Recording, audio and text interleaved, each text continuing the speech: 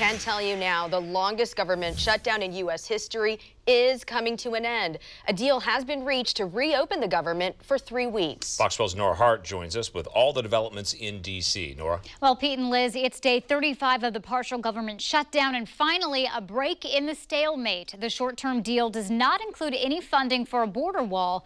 Democrats have been pushing to reopen the government and then debate border security. Now that's exactly what's going to happen. President Trump announced the deal at the White House this morning. It would fund the closed portions of the government through February 15th, giving Congress 3 weeks to debate the president's request for border wall funding. The president said if no deal on border security is reached in 3 weeks, he'll either shut down the government again or consider a national emergency declaration. We really have no choice but to build a powerful wall or steel barrier.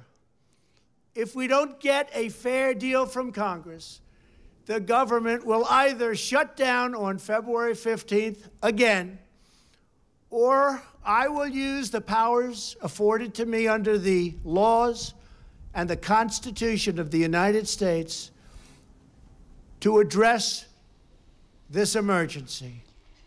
Today marks the second missed payday for 800,000 federal workers. President Trump said today they would receive back pay as soon as possible. The shutdown had big impacts on travel this morning. A shortage of air traffic controllers caused delays at 3 major airports in the Northeast, including LaGuardia. Democratic congressional leaders say they hope President Trump has learned a lesson from this shutdown.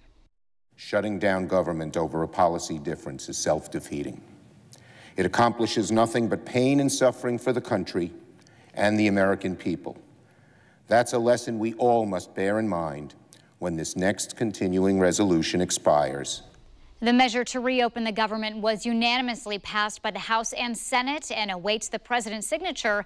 Meantime, it's still unclear when President Trump will deliver his State of the Union address. It was postponed amid the shutdown and is still expected to be rescheduled. Live in studio, Nora Hart, Fox 12 Oregon.